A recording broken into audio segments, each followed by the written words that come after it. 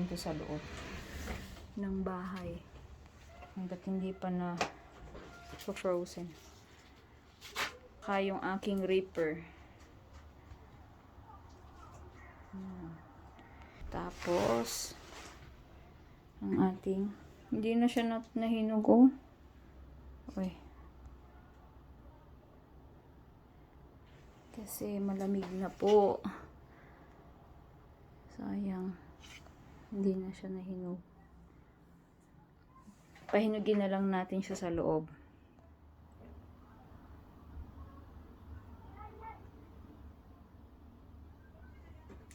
Tapos, meron tayong isang ampalaya. Nandyan. Malamig na kasi. Hindi na rin naabot yung mga pipino natin. Konti na lang. Mga babies pa. Wala na, malamig na po sa labas. Tapos na ang season.